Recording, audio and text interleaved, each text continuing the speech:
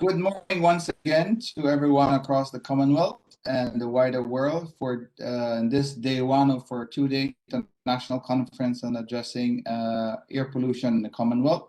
This is our first technical session or working session of the event, and I would like to introduce our speakers for today. Ruth Calderwood is the Air Quality Manager at the City of London Corporation. The organization provides local government services for the square mile at the heart of London.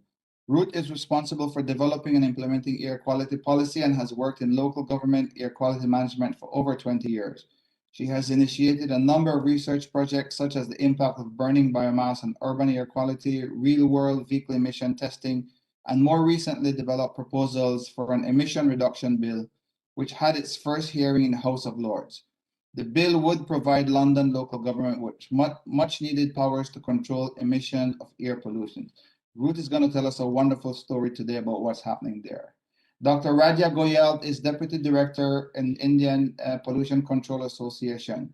She is the expert member of Indoor Air Pollution Constitution Committee of the Ministry of Environment, Forest and Climate Change, the Government of India. Dr. Goyal was a keynote speaker at the Vent Conference 2016 and International Conference on Ventilation for Comfort, Safety and Air Quality. That was organized by the Delhi chapter of ISRE in the 25th November in 2016 in New Delhi. She's also a technical hub expert to UNICEF, India product in the Ministry of Health, Government of India, titled Formative Assessment Study to Understand Knowledge, Attitude and Practices of Parents and Communities Regarding Pneumonia and Household Air Pollution. Dr. Goyal is an expert member in the team of air pollution and microbial risk in the Indo-US project on microbial risk assessment under the Obama-Singh initiative between the Indian Institute of Technology, Delhi and Drexel University. Dr. Mani Muthukumara is lead economist with 25 years of experience in the World Bank and International Monetary Fund, working on climate change, environment, trade, public finance, and macro issues.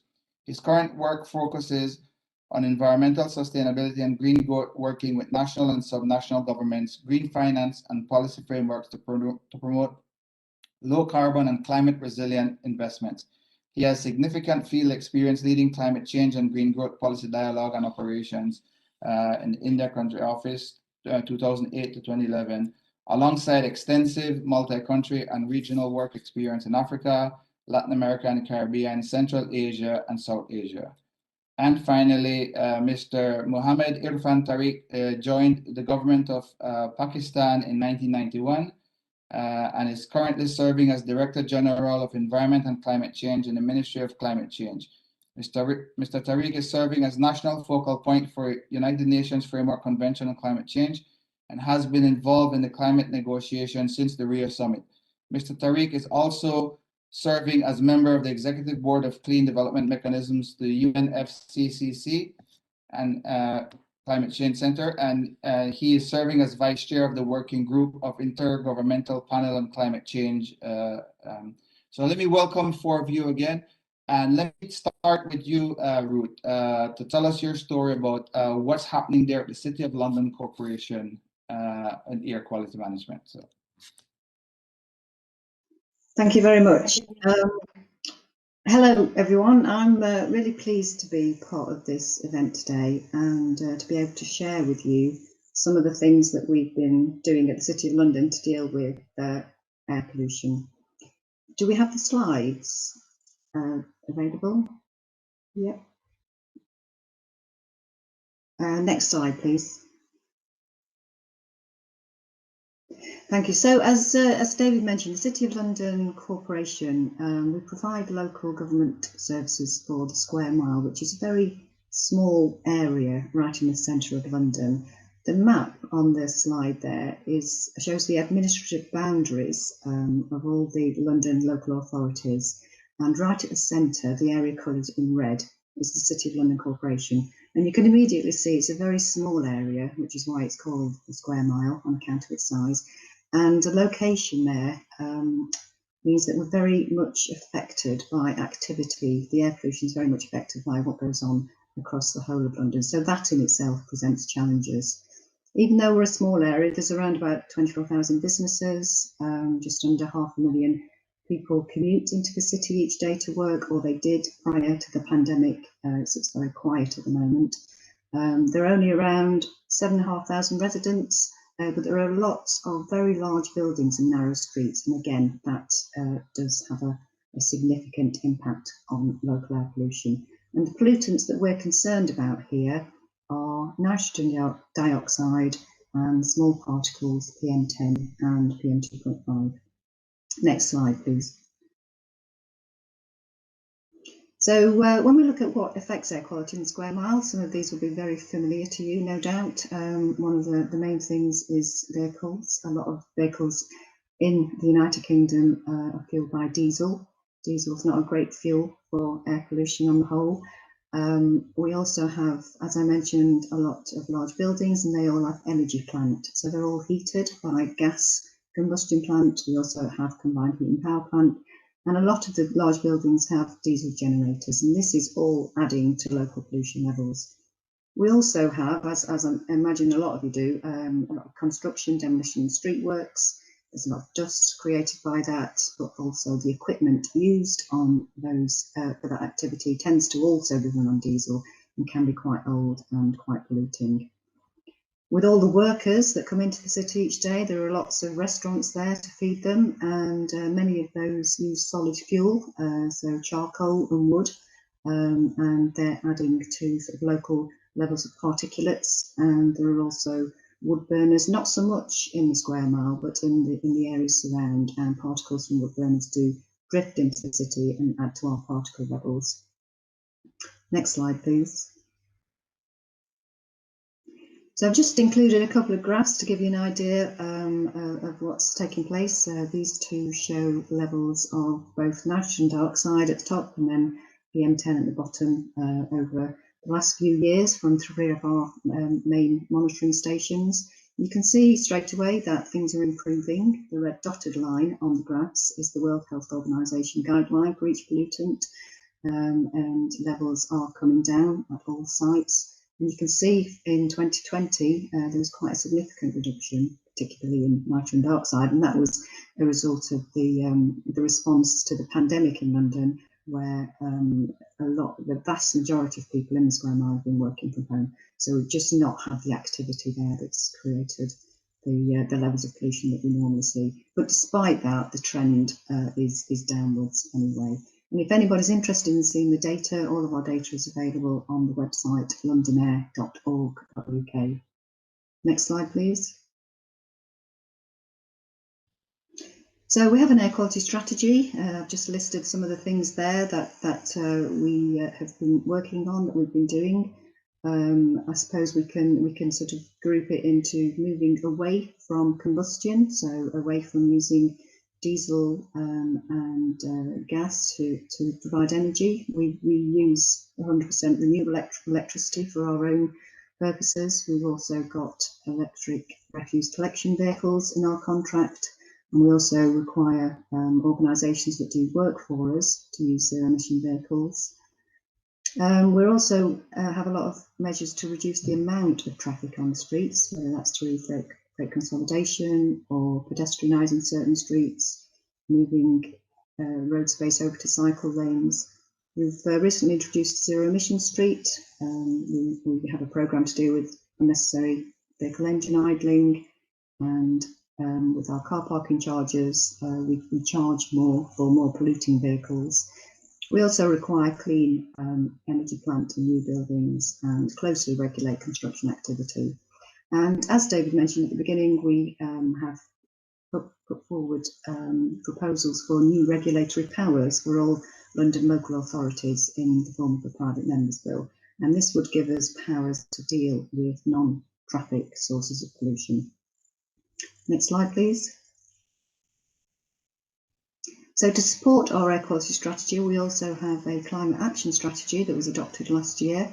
And these are the headlines that we have in that strategy. So we're working towards net zero from our own operations by 2027, net zero across our whole area, so that's the whole of the square mile, by 2040, and net zero across our value chain, which is much more challenging also by 2040. And we also have a programme of climate resilience for our buildings, public spaces and infrastructure. Next slide, please. I know there's interest at this conference about the impact of air quality on children. Obviously they're a vulnerable group, and I just wanted to share some of the work that we've been doing at one of our schools. This is a primary school on the edge of the square mile. The image at the top left there is the front of the school, and we've been working with the school on a whole host of measures for a number of years. The pictures here, we've got the monitoring station on the right there, so we measure nitrogen dioxide, PM10 and PM2.5, and the children have decorated the front of that station. You can see we've done lots of greening. We've got green screens all around the school. And the bottom left picture there is we did a trial of indoor air filtration in the nursery rooms to see the effectiveness and if we could do it in a very cost-effective way, which we were able to do, and we measured the impact of that. And next slide, please. We also put a public square next to the school.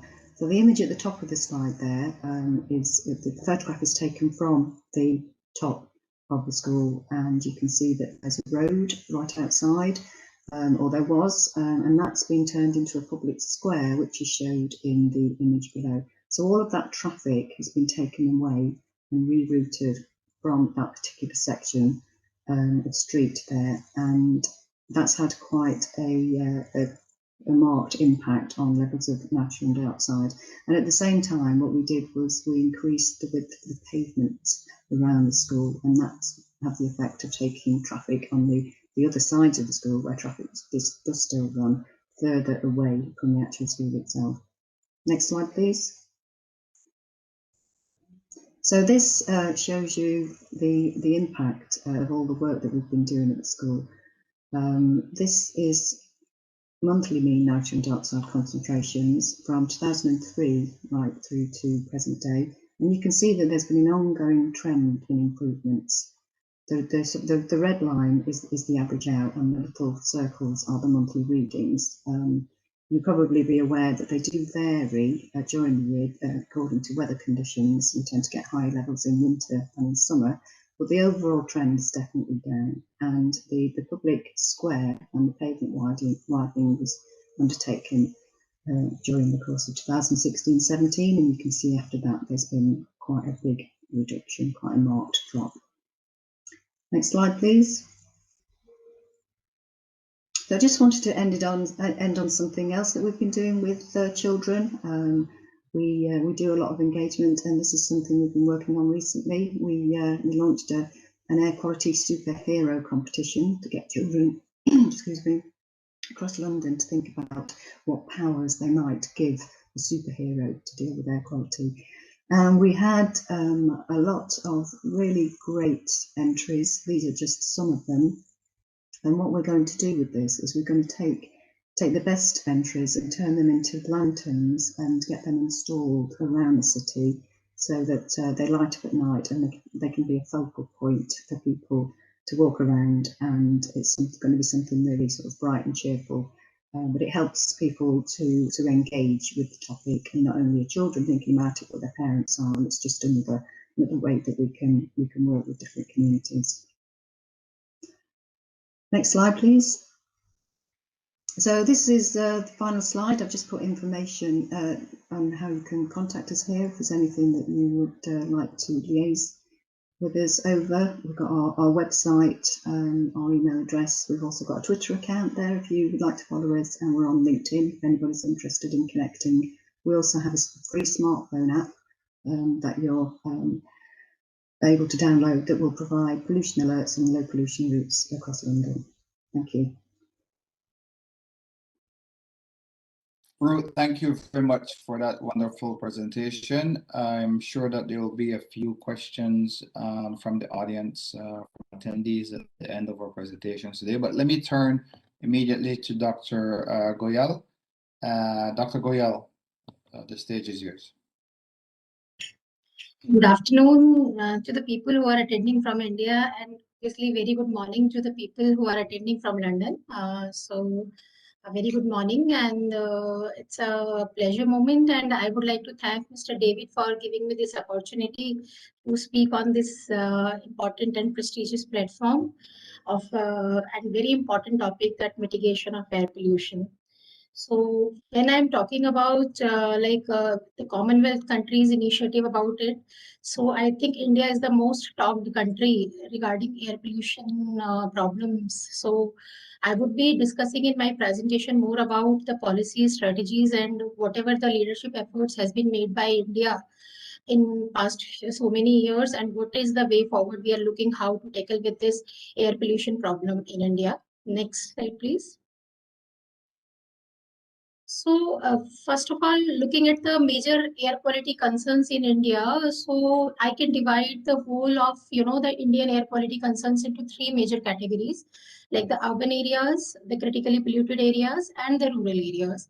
So once I talk about the urban areas, so what are the problems we are increasing the non-attainment cities in India, because the non-attainment means where the levels of PM10 and PM2.5 are more than the national ambient air quality standards. Annual concentrations of India for PM10 is 60 micrograms per meter cube. So most of the cities in India, they are having the annual average concentrations more than 60 micrograms per meter cube. They are considered in the category of non-attainment cities. So these cities are increasing in India. So right now, under this National Clean Air Program, 122 cities has been considered as non-attainment cities in India. Another important concern is in India, we have multiple dominant sources for air pollution that includes the vehicular emissions, the industrial emissions, gensets, solid waste burning, road dust, construction, and landfill emissions.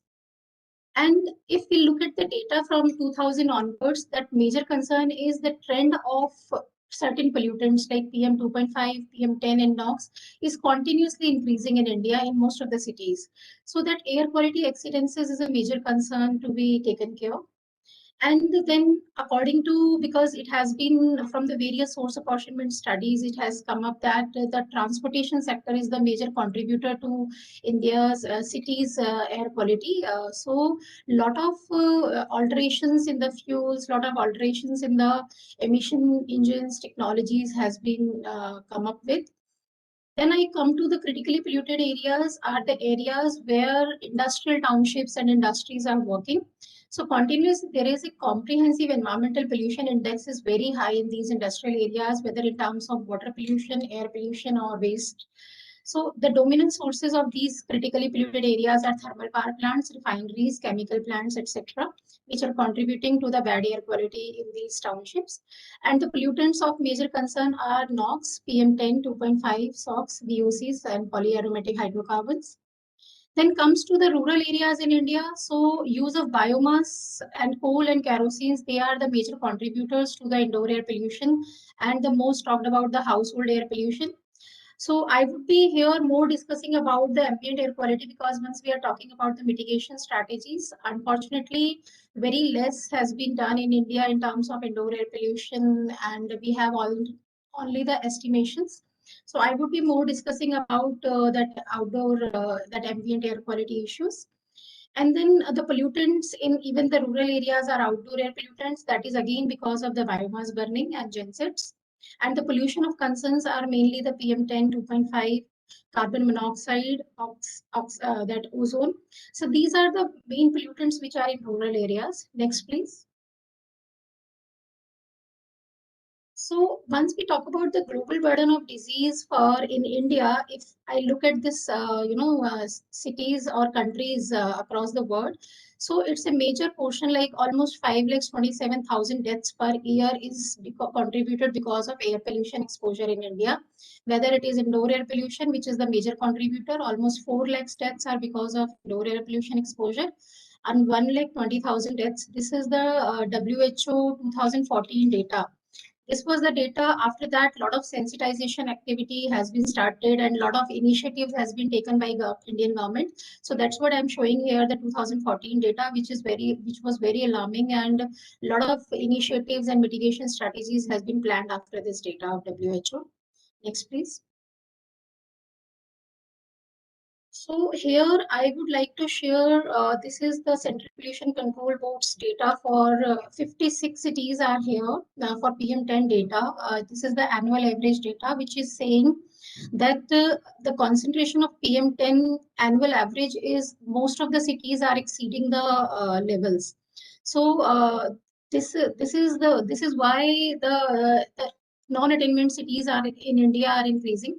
So this is the data of only 56 cities, but there are almost 450 cities where this kind of air quality monitoring program is going on, and out of that 122 cities has been identified as the non-attainment cities in India. Next, please. So this is from very latest, that global burden of disease study, which has been done for India in 2017 by under the Lancet Commission. So this is showing that in India, how that PM 2.5 level annual weighted means are showing here, which are the most affected states in India in terms of PM 2.5 level. And there is they have tried to make it correlated with the that proportion of population which is using solid fuels. But if we look at the data of Delhi, where the solid fuel consumption is very less than 20% of population is using, but still the PM 2.5 levels are very high. They are more than 100 micrograms per meter cube, the annual average. So that means there are other sources than biomass burning, which is contributing to the PM 2.5 levels of the city. Next, please. So now coming to the most important sources of urban air quality in India. So these are the sources which has been categorized into different categories, like the area sources, line and point sources. So under different categories, the most predominant sources under the line sources are motorized traffic. In area sources are, we have in point sources, industries and the domestic kitchens. Then in the area sources, open biomass burnings. So these are the various sources, and of course the construction dust. So very predominant sources are there, and transportation and resuspension of dust. Road dust is contributing almost 50% of the total, PM 2.5 levels in India. So these are the major two contributing factors which has been come up from the recent source apportionment studies which has been done in some of the cities of India. Next, please. So why these are the sources are existing throughout the India, but why it is like particularly in northern India, in IGP or in cities, why it is particularly causing an air pollution problem? Because there is, the sources are there, but these are very uncontrolled. Like industries, they are not with proper emission norms and they are not with proper control devices. There are very unaccounted sources, like there is a lot of garbage burning on the roadsides and in the garden sites. So that is contributing. Even the older vehicles are still running on the roads in most of the cities, and there is no phase out of that. Apart from that, in IGP, why this Delhi NCR is suffering most from this air pollution problem? Because of the meteorological conditions. Like during the winters, when there is temperature down, that inversion brings all these pollutants to the ground level. And the sources are very near, like that stubble burning, which comes from the nearby states of Delhi. So which is causing the air pollution problems in most critical period like winters in some of these cities like Delhi, Ghaziabad, Faridabad, all the air shades of Delhi. Next, please. So after this, the most important thing is that we know that there is an urban in areas, there is a problem of air quality, how to manage that air quality, which is very important. So for any management plan, we need to have certain sets of data. Like we need to have air monitoring data, we need to have source apportionment data, we need to have emission inventory data. So the basic infrastructure requirement is here we need to have air quality monitoring stations in India that has to be strengthened to get the baseline data for getting the proper air quality management plans in line. We need to have source apportionment data, like what are the sources, how much their contribution is to the different levels or different types of air pollutants. And of course, the emission inventory, how much each source is releasing the different pollutants. So that sort of data we need. Then after that, their identification, and because there are what CPCB is doing, they are getting the data from their national ambient air quality monitoring stations, and then they are running that AirMod and ICST applications. And on the basis of the air quality modeling data, they are preparing the control strategies for this. And based on these further than in control strategies, there are the implementation plans, like how to improve the air quality.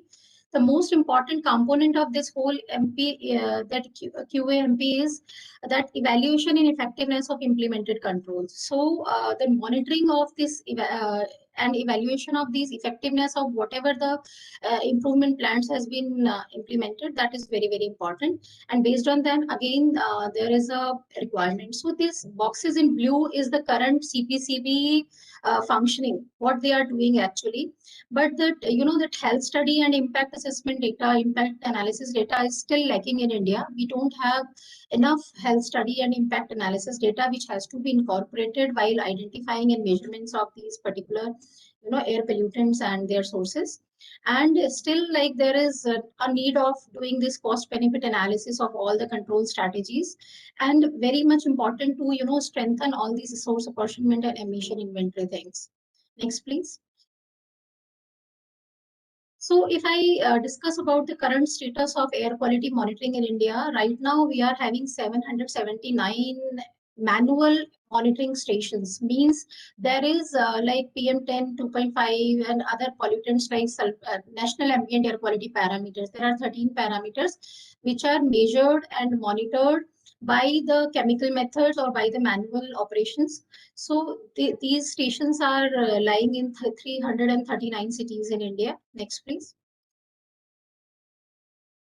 And these are the status of continuous ambient air quality monitoring stations in India. Right now, there are 230 continuous ambient air quality monitoring stations are set up in India, but these numbers are very limited.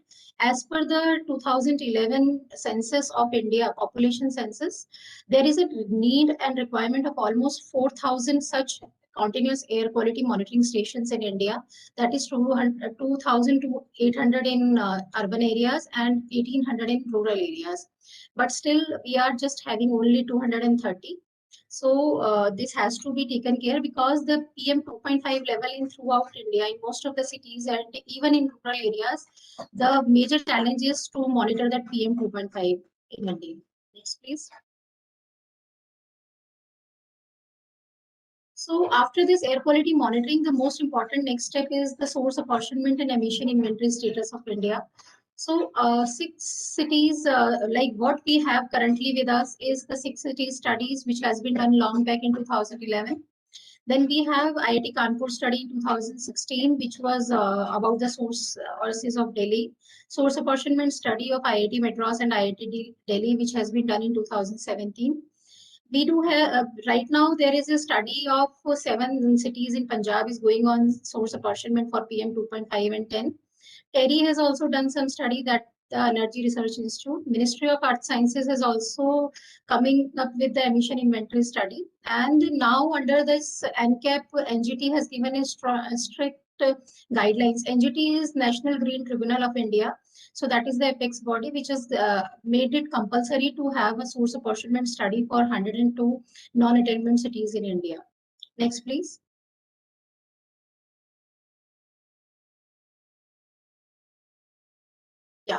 So these are the at time to time government of India has come up with a lot of control strategy programs. The first such program was National Ambient Air Quality Monitoring Program, which was launched long back in 2003.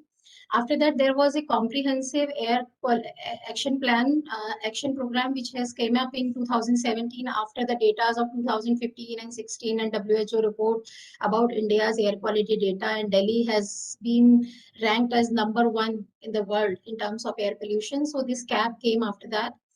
Apart from this, there has been in 2019, there is a FAME program launched in India, which was for manufacturing and adoption of hybrid and electrical vehicles, because most of the traffic fleet in India is right now diesel and petrol based. So just to convert that fleet into the electrical vehicles, that has been, this program was launched. And then National Clean Air Program, which has been launched in 2019 by Ministry of Environment, Forest and Climate Change. And another program which came in 2015 was Smart City Mission, which was Ministry of Housing and Urban Affairs program. So these programs, which has been launched with the objective of reducing the air pollution levels in India, entire India. So I would be discussing more here about National Clean Air Program, which has been recently launched in 2019, and what is its goal and how it is looking for, reducing the PM10 and 2.5 levels in Indian cities, that non-attainment cities. Next, please. So various management and control strategies adopted in India since that air quality action plan came in India, like 1990 up to 2000. So these were the various actions and the control plans has been formed. I would be coming directly to the recent plans. Next, please. So these are the plans like under which very important is like shifting from Bharat stage like Euro phase 4 to 6, and then Delhi NCR region under the special attention because of the high levels of air pollution, then air quality index, and that National Clean Air Program which came in 2019, formation of continuous ambient air quality monitoring program, and certain, that phasing out of the older vehicles in the cities, use on cleaner transport fuels. So these are some of the, even that, PUCs, that pollution under control certificates is now mandatory in for the vehicles in India. So these are the various initiatives has been taken by under these various CAP and CAP programs in India. Next, please. So these are the emission norms in India, which came time to time just to improve the fuel quality in India. So recently, we have shifted to BS6 from April 2020. Next. These are the fuel quality improvements, like how desulfurization of diesels has been done in India. Like now the diesel is with 0.001% sulfur content. So this desulfurization of diesels and petrol and low smoke 2T oils has been introduced in Indian, fluids time to time, just to improve the fuel quality. Next, please. Under the technology part, a lot of technologies has been adopted for controlling or to mitigate the air pollution, especially in the cities like Delhi, Mumbai, during the critical winter period. So these are like the dust suppressants, because that construction and demolition dust, C&D waste and construction is causing a lot of, increase in particulate matter concentration during winters. So these dust suppressants has been used to reduce that, dust from the construction activities. Mechanical sweepers, which has been adopted by the municipal corporations in India, like to clean the roads. And ionization technologies, they are mostly used for controlling the indoor air pollution in India, while during the winters when people are facing high levels of indoor air pollution. So a lot of indoor air purification systems which are designed based on ionization technologies. Cloud seeding is another, like in this technology, that weather alteration during winter periods, India is facing a problem of, high levels of air pollution. So through artificial rains, like in Delhi, well, from last 3 years during the November months, when there is a lot of stubble burning and temperature goes down, so PM 2.5 level reaches up to 500 micrograms per meter cube, or it has even in 2017 it reached up to 1000 micrograms per meter cube. So just to for that emergency measurements, this cloud seeding technologies has been used in India to remove this, pollution blanket from the sky. Then air quality index, which is now very commonly used in Indian cities, just to make the people aware about indoor air quality, as well as to make people aware about the air quality in their city with various parameters, and even the impacts also. The color coding has been done in air quality index, just to give them how much, whatever the level they are breathing, it is impacting to their health. Then further, smoke guns, like in at the construction sites, these smoke guns are being used to reduce that, dust flying in the sky. So, and even the windbreakers, different applications, like new applications has been designed by various ministries, like Sameer app has been designed, under which a lot of complaints from the nearby roadside emissions or dusts has been given. Other technologies like smoke towers, now it is Supreme Court has given the instruction to the municipal corporations and to the local bodies to install the smoke towers in the cities to reduce the particulate matter concentrations. So these are the various technological options which has India has come up with to reduce their air pollution problems. Next, please. So this is the color coding of AQI in India, like how this according to the national air quality parameters. So what is the range of air pollutants when it is in which range it is harmful to the health? Next, please. So with the associated health impacts of this air quality parameters and their limits, like that values which they are as having. Next, please.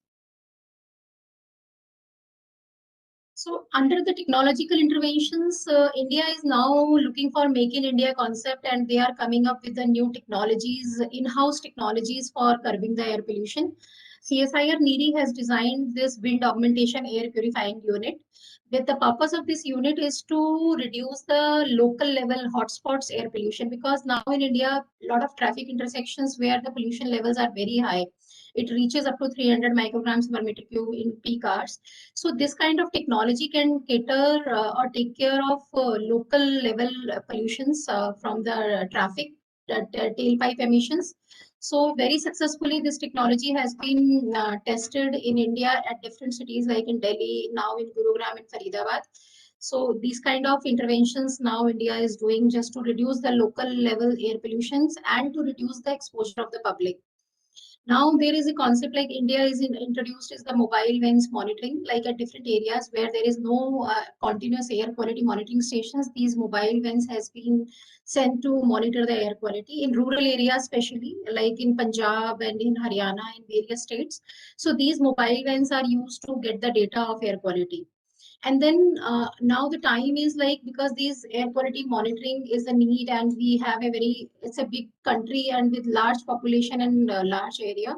So now technological interventions are towards developing the low cost sensor technologies, and IIT Madras and IIT Delhi together, they are trying to come up with a lot of low cost sensor based air quality monitoring instrumentations in India. And next, please. So these are the urban air quality interventions which has been done in India from past 10 years. Like they have come up with the Supreme Court led committee like EPCA, then NGT came, then there is a graded response action plan. High level task force has been made at the Prime Minister's office level itself, then AQI. A lot of interventions has been done even to reduce the household air pollution levels. There is a PM's Ujjwala Yojana came, like that is the Ujjwala scheme introduced by PM Modi. And from shifting from Bharat stage 4 to 6, a lot of interventions has been taken up in various cities in India. But still, next, please. But still, there are certain challenges which are left, which we have to take care of.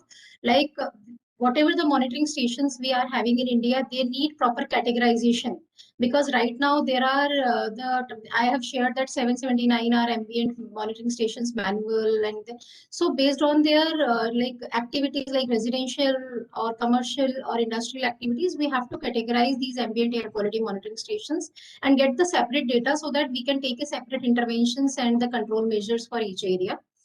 Air quality forecasting and early warning system needs to be developed. For that particular purpose, there is a network of low-cost sensor-based technologies we are using in India now to develop an early warning system so that we can take timely actions on the episodic conditions of air pollution. Calibration and measurement protocol for air quality sampling and monitoring instruments. Right now, there are so many technologies and instruments are in the Indian market for monitoring. So now there is a very much need of calibration of these instrumentation. Certification of measurement instruments, then indigenous air pollution measuring instruments, like Make in India concept we are adopting just to get the cheaper technologies, cheaper instrumentation, so that we can have a wider network of instrumentation for monitoring of air quality. Citizens-led air quality management program. Now it is a time then citizens has to be part of the air quality management program. There is a proper need of awareness, and they should participate into the kind of an action which is taken by the government for air quality control. Then there is a need of leapfrog from diesel or petrol vehicles to electrical vehicles, and there is In our country, there is basically that, that state pollution control boards and the urban local bodies, there is a need to develop their capacity. There is a limitation in human resources in our country. Next, please. So now the way ahead is, next, please. Dr. Goyal, So just we have to develop a decision. Just 2-3 sorry, slides. not to mention. Like Okay. I'm just going to finish it. So there is a need for developing the decision theaters in India, so that whatever the episodic conditions or there is any emergency occurs in India in terms of air pollution, immediate decisions could be taken care. So all the data should be reached to that policymakers at a single point from where they can take the decisions. Next, please. And then I already shared that categorization of ambient air quality monitoring stations need to be done. Next. And use of a lot of hybrid monitoring systems like drone networks and satellite data, and this low cost network is required. Next. And national reference measurements and calibration protocol we need. Next. And there is a need to develop a continuous ambient air quality monitoring criteria for non-criteria air pollutants. So there are some emerging pollutants which are coming up. So for that, there is a need of developing these continuous air quality monitoring programs. Next. This is the kind of national facility which Indian government has started to, calibrate and certification of all the instruments which are coming up in India market for air quality monitoring. Next, please. And this is the citizens-led program under which citizens has to participate in the decisions which has been taken for air quality control. Next. This is I already discussed. Next. Yeah. So now the most important thing is I would like to share here is there is a need of strengthening the urban local bodies in India, because they are having almost 37% of responsibilities which has to be taken care by this.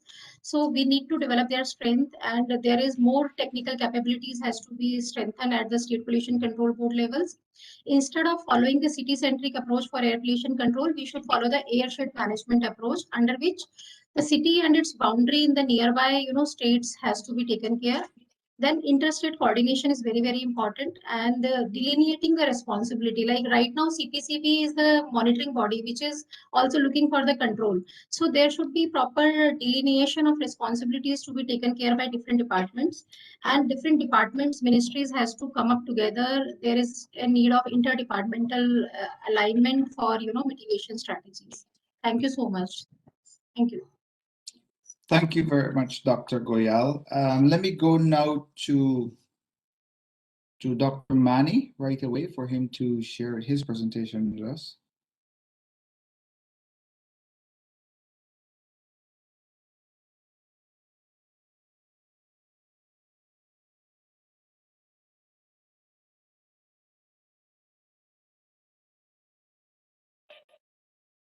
Dr. Mani, you're live now. So.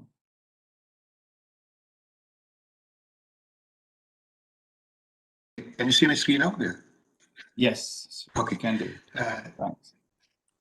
Good afternoon and good morning. So I'm going to share some slides from our work on the World Bank on air pollution in South Asia. South Asia is a global hotspot for air pollution, as many of you know. It's not only an India issue. We had a very interesting presentation from Radha, but it's also an issue in our neighboring countries like Pakistan, Bangladesh as well. And it has serious health consequences in terms of chronic bronchitis, lung cancer, heart disease, and more recently, there's no evidence linking air pollution with increased incidences of COVID-19 as well. In most cities in South Asia, the air quality levels are far above what's prescribed by WHO. As you can see here, if you take any city in South Asia, the average concentrations of particulate matter are far above what the WHO prescribes, which is about 10 micrograms per meter cube. But even the relaxed WHO target of 35 micrograms is exceeded in most of the cities. The unfortunate part of the air quality in South Asia region is, of course, is that South Asia region is also a highly densely populated region, and the pollution concentration is actually also in that mostly densely populated region, as a result of which the health consequences of air pollution are huge. And especially if you look at this map, you can see that the northern part of the country, northwestern part of the country, based mainly the Indo-Gangetic plain and the Indus River basins are mainly the hotspots of air pollution compared to the rest of the region. It is becoming a huge public health hazard in the region. Air pollution is the third highest risk of premature death in the region. Almost 95% of South Asians live in areas where the ambient air quality standards are far above the WHO prescribed standards. Almost 60% live in areas again where even the less stringent WHO's standards are not met, and as a result of which life expectancy is being compromised in almost all the countries, mainly India, Pakistan, and Bangladesh. But one good news, of course, is that our understanding is evolving. As Radha was mentioning, we have a lot more monitoring stations now. We are able to merge satellite data with ground level data. We are able to use chemical transport models. We are able to use dispersion models to better understand where the pollution is coming from and where it's going. We also now know that it's not just a cardiovascular problem. Now it also has implications for diabetes, asthma, cognitive impacts on children, and also now there are recent linkages with COVID-19 as well. We now have a better understanding of the impacts through dose response functions, which were previously mainly focused on the cohort studies developed in the West, but now we have Asian-based cohort studies which give us a better understanding of the pollution on health impacts. And also the cost-wise, we know that it's not just the health cost, but also impacts on productivity, as well as healthcare expenditures, which also complicates the issue. But the problem of dealing with air pollution, of course, is it comes from human sources or anthropogenic sources, as well as natural sources. So we need to delineate between the two in order to deal with the air pollution better.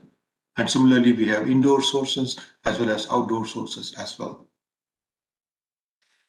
A number of efforts are being taken by countries, both as Radha was mentioning in India, but also in Bangladesh, Pakistan, and Nepal as well, in terms of, for example, moving towards electric vehicles, promoting cleaner cook stoves, and so on and so forth. But the problem with most of these measures so far has been they have been ad hoc measures. Some of them have been donor-driven as well. So clearly, there's not been any coherent strategy, except in India, where they have a coherent national clean air program. So, but in most other countries, air pollution has not been tackled in any strategic way. So what we are proposing in the World Bank ongoing work is that the current city by city approach dealing with air pollution is suboptimal, because the pollution particles once emitted can travel up to 100 kilometers in either direction, driven by wind chemistry, meteorological conditions, and so on and so forth. So what we really need to do, of course, is what we propose to do is what's called an airshed approach, given the transboundary nature of air pollution. One good example, of course, is Beijing. During the Olympics, the Chinese authorities tried to shut down Beijing to cut down on pollution, but then they realized that most of the pollution in Beijing actually comes from neighboring provinces and prefectures. So shutting down Beijing didn't help to control pollution during the Olympics. So similarly, for example, 50% of the pollution in Delhi, or the most polluted cities in South Asia, actually comes from outside of Delhi. So Delhi alone cannot solve the problem. So what we need is an airshed approach. What we mean by an airshed approach is, of course, one can think of this as a geographic area or region which is where the air pollution is concentrated. One can potentially identify the various sources within this airshed, and there is little leakage. You can think of that as outside of this airshed area. So once we identify these potential airsheds in South Asia, the pollution problem becomes much more tractable. One can look at the various sources and try to deal with cost-effective ways of dealing with pollution. And the sources of pollution could be very different across the different assets, and that's why one size fit all will not work if we go by this approach. So the main objective of our ongoing work is to identify potential assets in South Asia, development information on the various pollution sources within these assets, and also come up with cost-effective emission reduction strategies. We are focusing on Bangladesh, India, Nepal, Pakistan, and Sri Lanka. In the future, we also plan to extend it to Afghanistan, Bhutan, and Maldives when more data becomes available. So as you can see here, there is considerable diversity of ambient air quality across the various regions, even within the South Asia region. What we do is we collected data from the various different sources using the GAINS model, and then to come up with what are the major sources and how do we define assets within the South Asia region.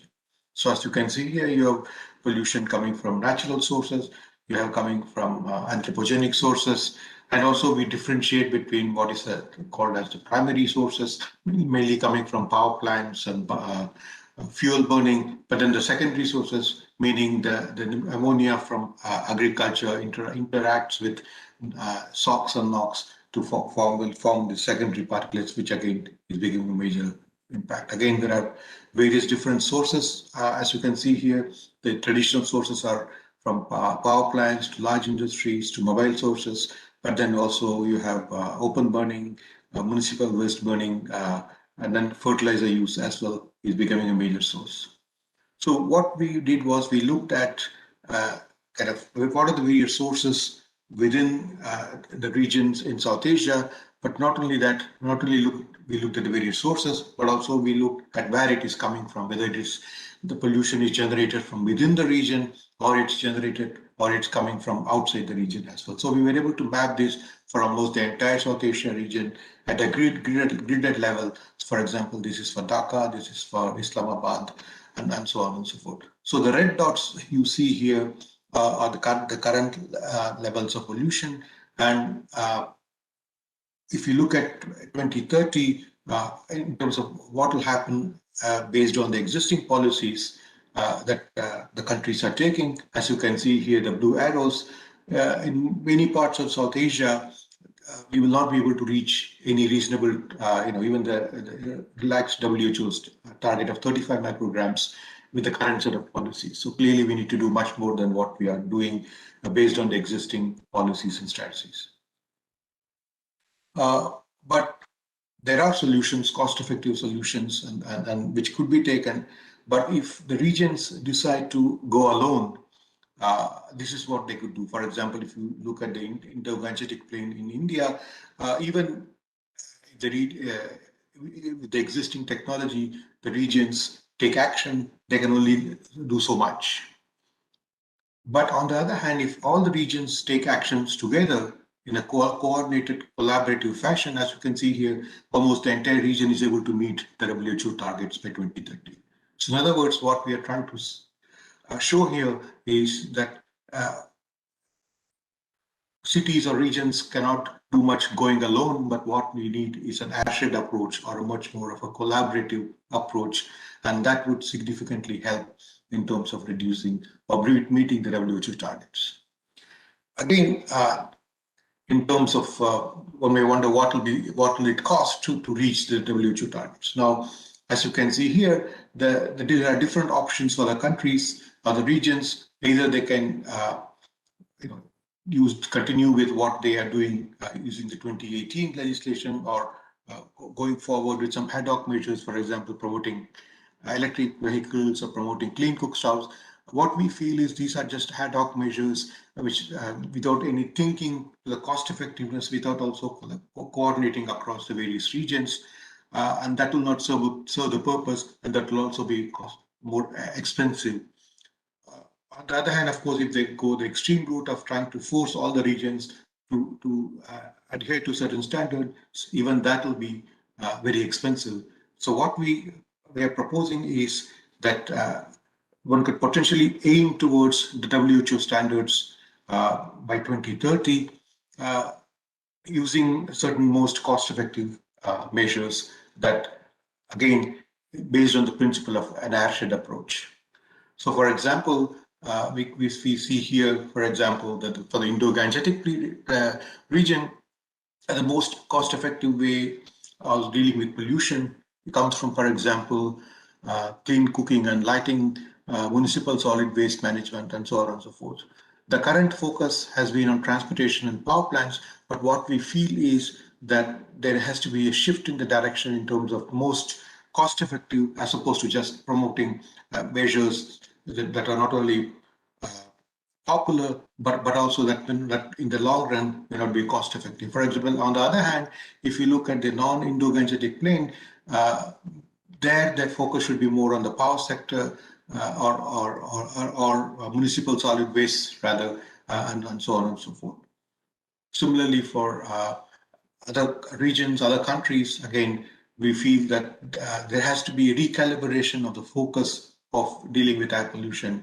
The current ad hoc approach doesn't help, especially if they have to solve the air pollution problem in a cost-effective manner.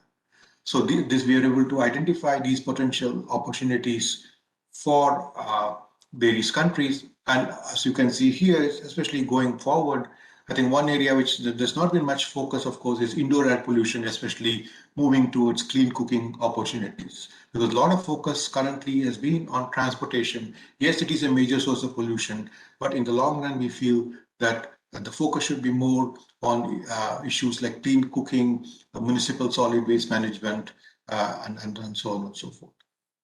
And as you can see here, we can potentially move towards the WHO standards, but I think it will be more cost effective if the regions in South Asia cooperate. For example, when we talk of airsheds, it's not just within countries, but also there is an airshed, for example, in the northern part, which cuts across India and Pakistan.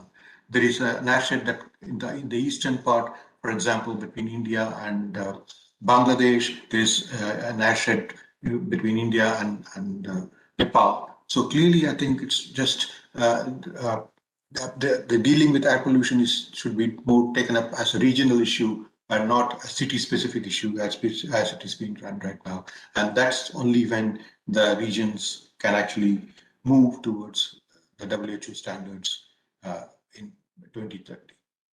So again, we feel that the current approach needs to be recalibrated. The focus should be more on household pollution, followed by mobile sources and industry and so on and so forth. So clearly, the current approach is more geared towards transportation and power plants. Yes, they are major sources, but I think equal attention should also be paid to more indoor air pollution sources as well. Again, it could be through scaling up the clean cook stove program or solid waste management, better or dealing with.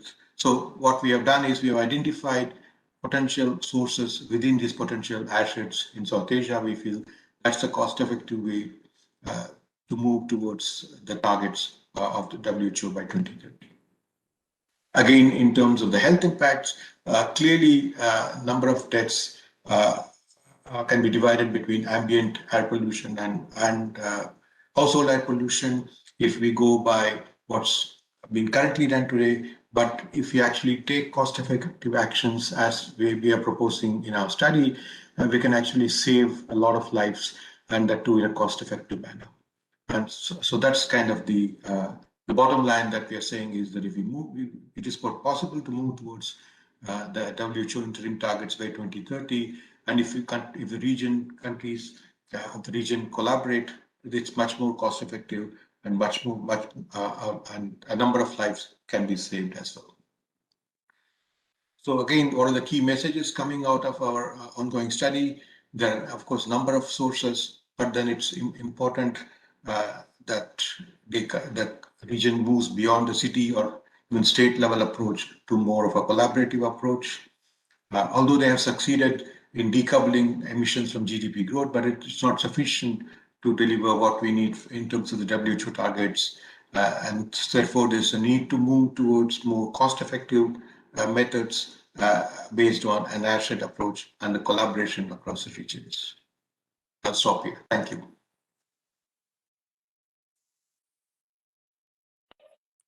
Thank you very much, Dr. Mani. Let me go now to Mr. Tariq. Mr. Tariq.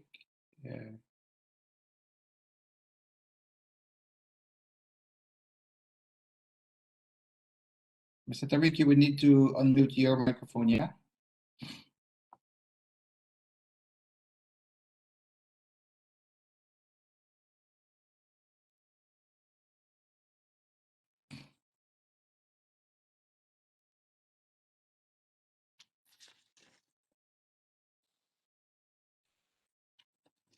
So Tariq, are you here? Can you hear us?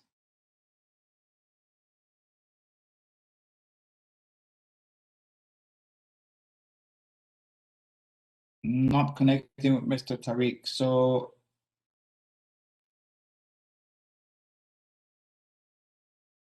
Mr. Tariq, can you kind of confirm that you can hear, that you can connect?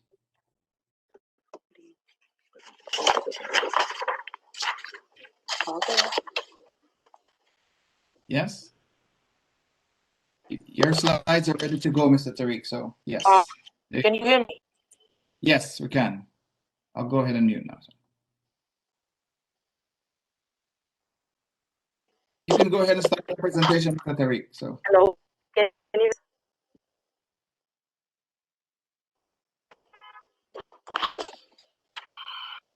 Please.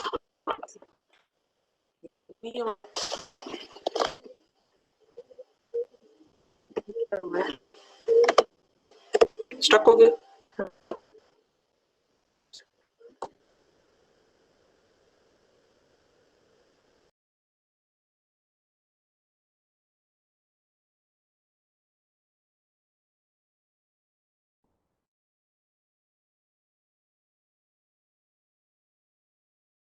Okay, while Mr. Tariq is getting his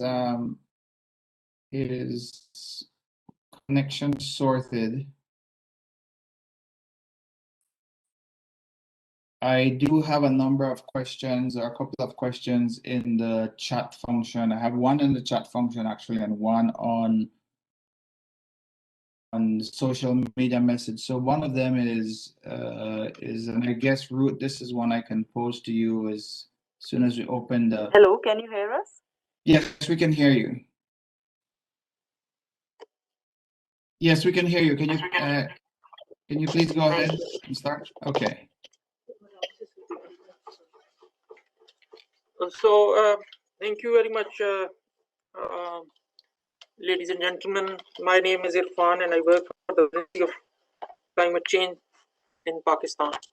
And let me start by thanking all the organizers for inviting me to present the current policies and strategies the government of Pakistan is undertaking to address issues related to air pollution. Air pollution has acquired a center stage in terms of because of its financial and health costs. Pakistan also and India both face a season of smog here in both countries, which has tremendous health and financial costs in terms of transportation and medical treatment. The life literally comes to a halt during that season, and it has many contributing factors which promote smog, which it includes burning of waste and vehicular pollution and all that.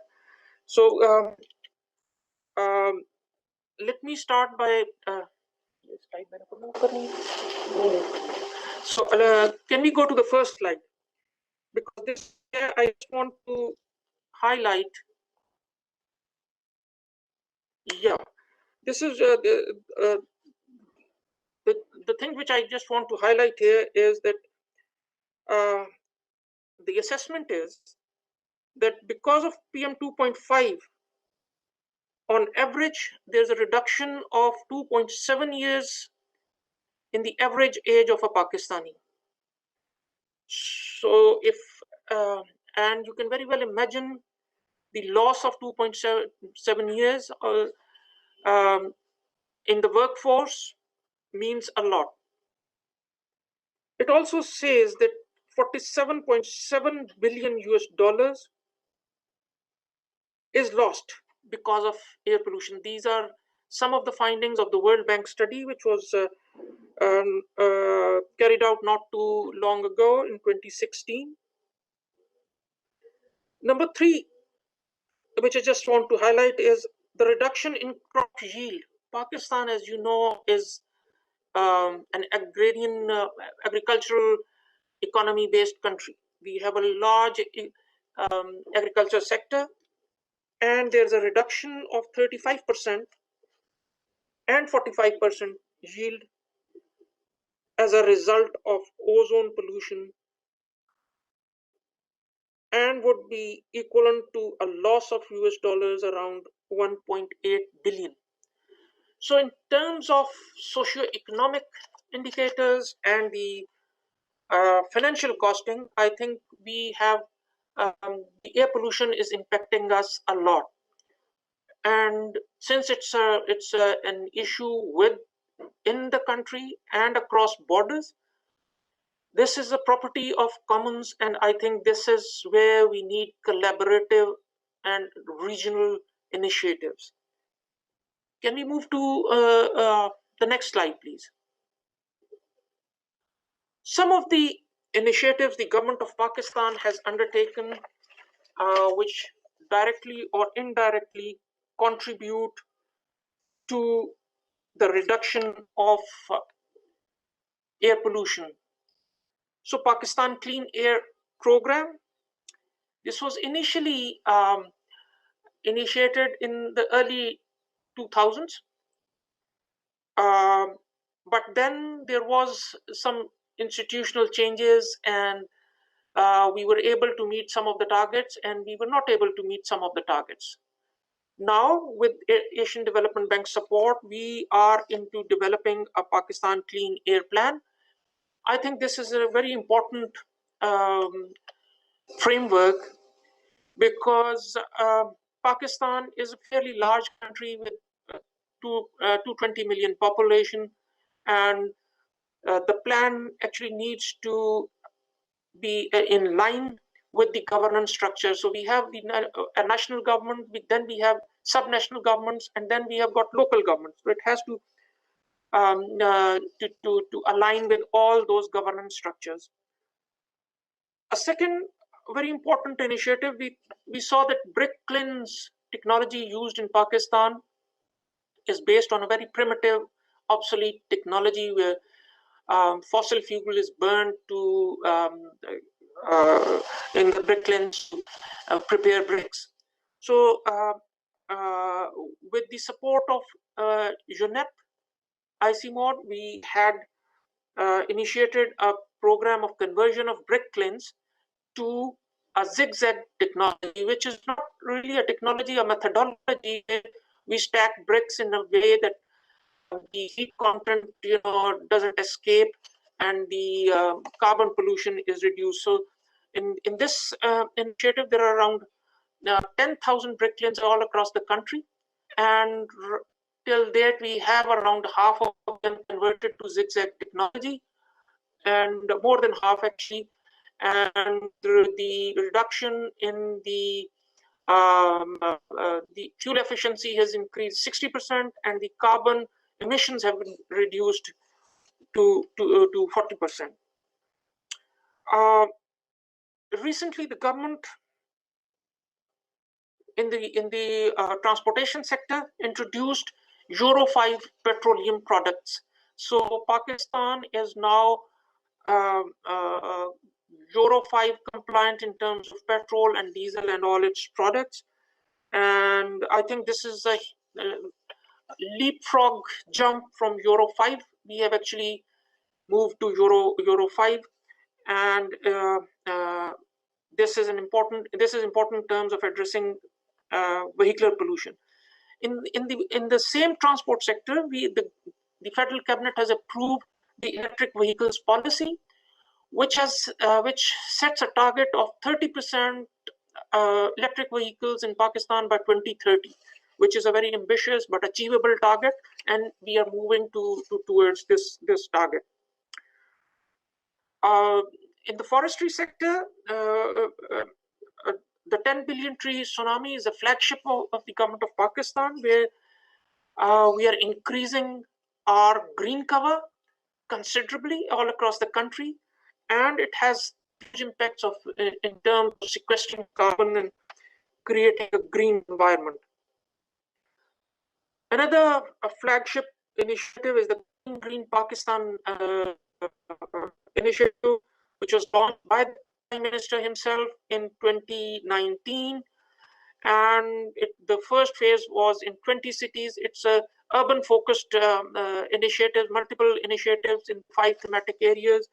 Now it is all across Pakistan in the second phase, and we have received very credible information and highly recommendable achievements in this initiative, where there's a sense of competition among cities in terms of cleanliness, hygiene, and green environment.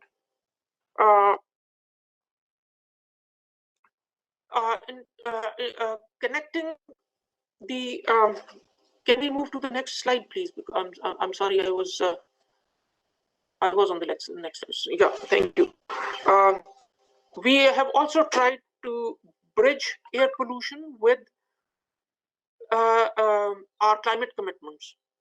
And as you saw in the vehicular and brick cleanse initiative, where we are trying to address the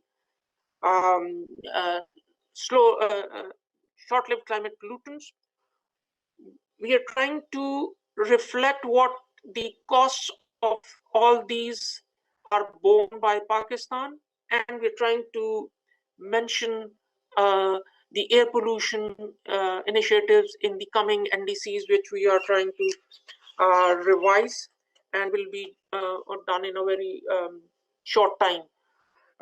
I think this initiative would provide us a platform not to connect air pollution with the Paris, but will also provide us a roadmap in moving forward. I would stop here and thank you very much.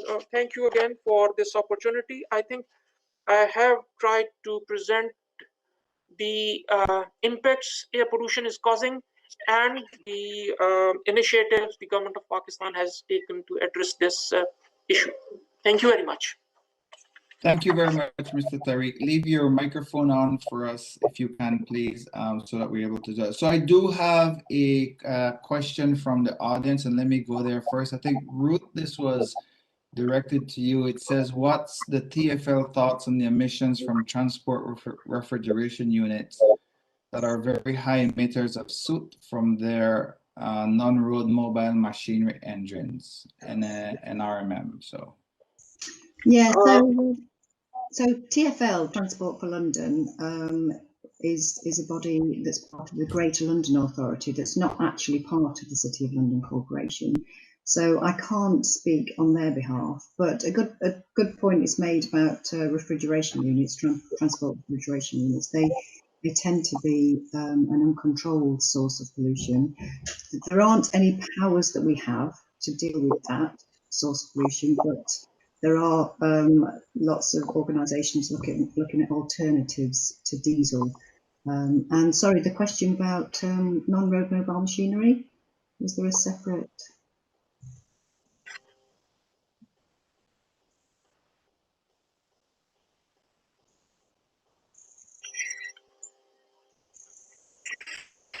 Sorry, they're saying they're high emitters of soot from their non-road mobile machinery engines.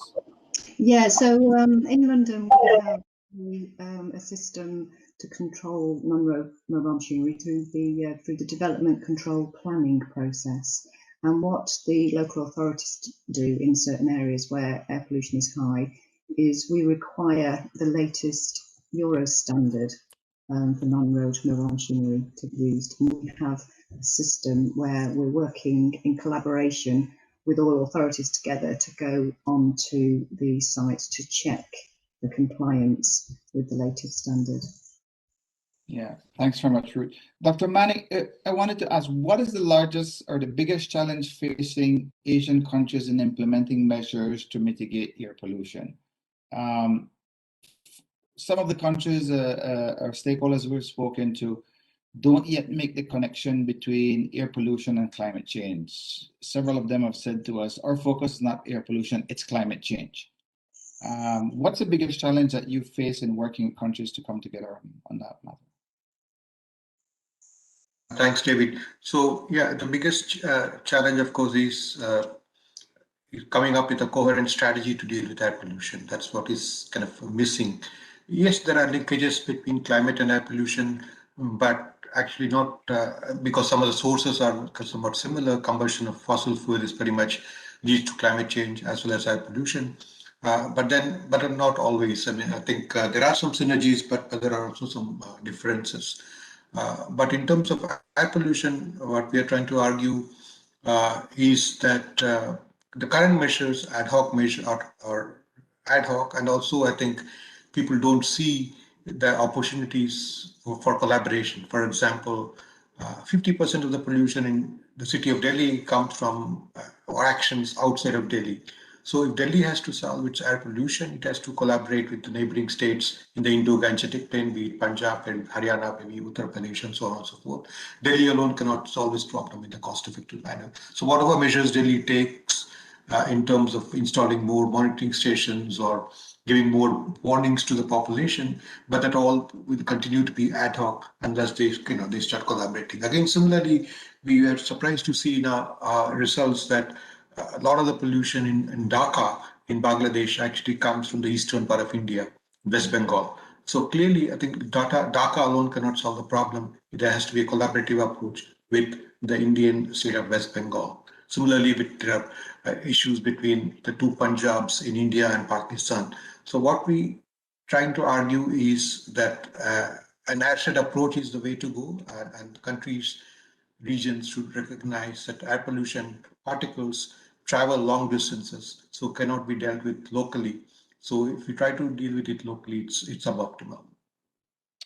Yeah, Dr. Manning, thanks. I think that point truly resonates with what has been a common theme in not only the webinars, but again in the start of the conference here, that there has to be collaboration by stakeholders at all levels in addressing the issue.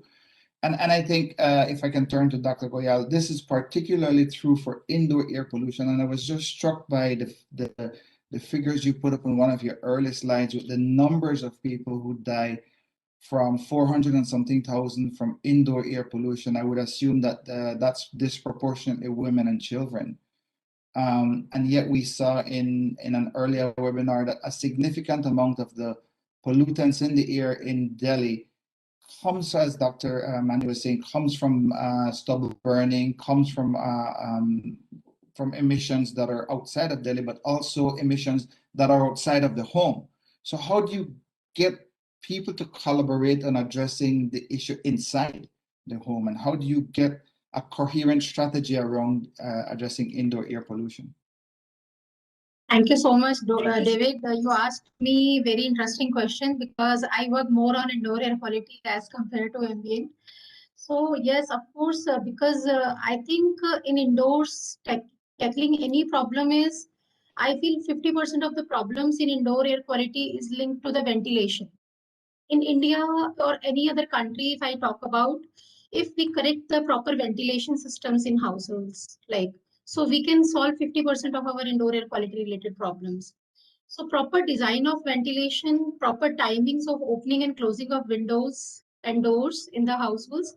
Because if I talk about the South Asian countries like India, Pakistan, Bangladesh, most of the houses are naturally ventilated with hybrid like fans and coolers and window ACs and all that.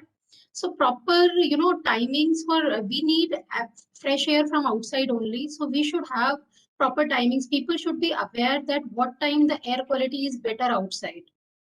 Once there is a good dispersion, when there is a proper sunlight outside after 12 in the afternoon, there is a good sunlight, lot of dispersion is there, comparatively lesser air pollution. At that time, they can keep their houses to be properly ventilated.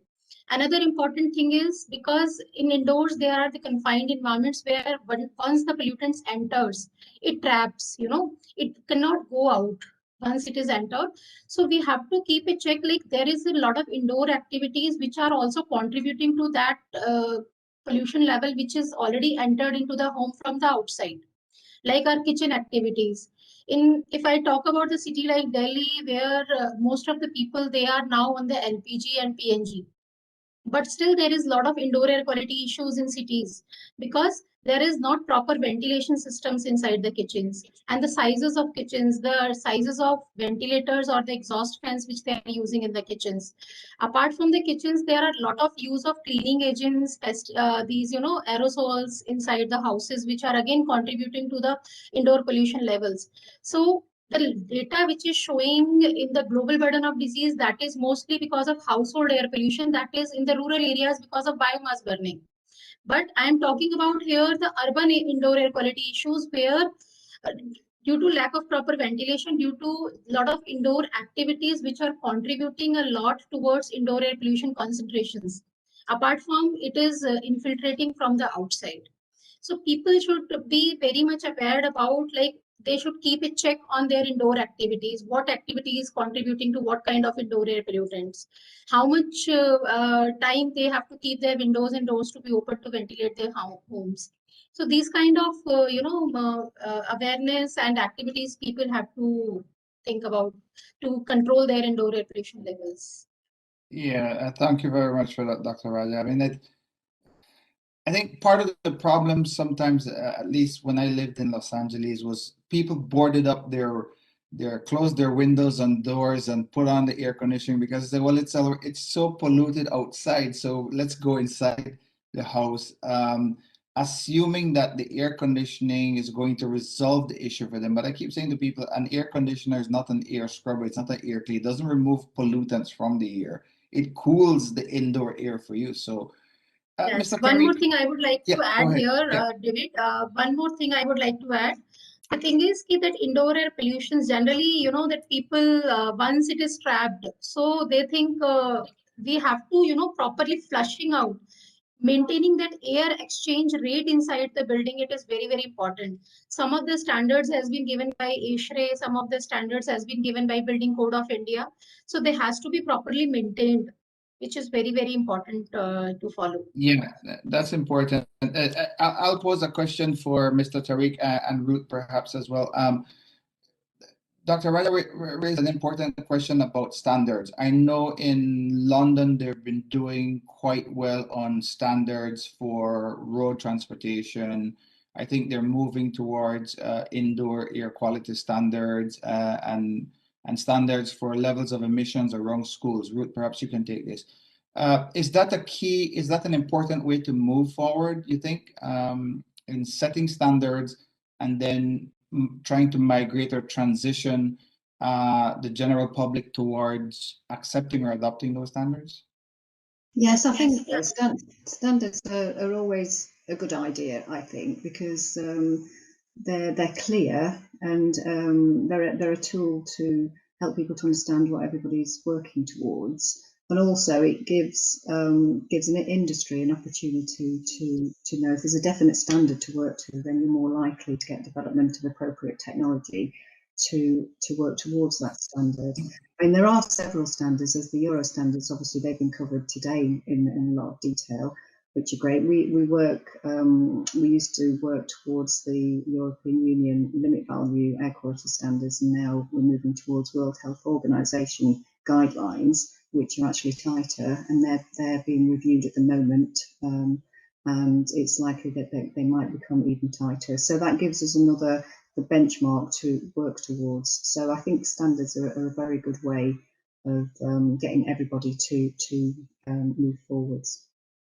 Yeah, Ruth, you've clarified something that I had as another question: is what what is the difference, or what's the best route to go? I would have asked, is it to go the EU standards or to go WHO guidelines? But you've actually just pointed out that WHO guidelines are a little tighter, and it's more about agitating toward. And I think we can probably argue the point from the health impact it's having on society. That certainly is a way to go. But from the presentations in this first session, I am so happy that you've been able to illuminate what's being done at different corners of the Commonwealth. As we heard in the opening session, and it wasn't mentioned particularly that there are segments of Africa now that have adopted clean energy corridors that are moving to Western Africa and Eastern Africa, are moving towards these clean energy corridors. Using clean energy sources as one way of mitigating or reducing air pollution. Are there any final thoughts from any of you before we close this session? Any other things you want to leave our audience with today? Dr. Mani, let me start with you. Thanks for organizing this event. It was extremely useful for me to listen to the other speakers, especially the efforts going on in London, in Pakistan, as well as in India. You brought out the issue of climate change. Yes, climate change is going to be a big issue for us in the coming days and years, but air pollution is a clear and present danger. I think clearly countries should pay a lot more attention, especially given the health impact and the consequences, and they need to take action. But again, it calls for regional collaboration, cooperation, not only within countries, but also across the entire region, for example, in South Asia. I'll stop here. Thank you very much, Dr. Mani. Mr. Tariq, would you like to offer some final closing comments? So I just wanted to thank all of you for a very rich, and I think platforms like these can be very useful, in not only generating knowledge, but in using collaborative efforts. So I really look forward to be furthering in this whole initiative. Thank you very much. Thank you very much as well. Dr. Radha, let me give you the floor again. Thank you, David. Yeah, thank you. Thank you once again for giving this opportunity. And it's really very nice to hear from Dhaka, from Pakistan, that what are the initiatives they are taking. From Indian perspective, I would just like to add that because right now, whatever the data in India is more towards, air quality monitoring and a lot of actions, but there is lack of, health studies data in India right now. So linkages between air quality and health is very, very important. Anything, any study or any plan, action plan, mitigation plan should be around the health aspects, because or whatever the data we are having, that is the estimations. Like WHO reports and whatever the Lancet reports, they are basically the estimations, or they may be over estimations. So actual on the ground, there is a need of a lot of cohort studies, 5 years plan for health studies in India is required, so that we can develop or establish the linkages between air pollution exposure and the health impacts among the people, so that we can come up with the good standards in India, like health-based standards are required. So that's what I would like to add here. Thank you very much, Dr. Radha. Ruth, I'll give you the final say on this for this session. Thank you very much. I'd just like to raise the issue of the importance of education and awareness raising. Some of the questions that have been discussed today, like for example around climate change and air pollution, it's helpful if the people developing climate change policy and strategy are aware that there are particular actions that can be taken that would have a hugely positive impact on air pollution, and there are some unfortunately that would have a detrimental impact. So if we raise awareness of that with the policymakers, then they can make sure they incorporate the most positive range of actions. And likewise with indoor air quality that was discussed, help individuals and people to understand what the importance of ventilation and the importance of what they do in their home, and how they can quite easily mitigate the impact of poor air quality indoors just through some relatively simple steps. So I think that's what I'd like to leave this session with, education and awareness raising. Thanks very much. Thank you very much, Ruth. And that brings us to a close of this session one of day one of our conference. I want to thank all four speakers again, Ruth Calderwood, Dr. Goyal, Dr. Mani, and Mr. Tariq, for sharing their experiences and stories with us.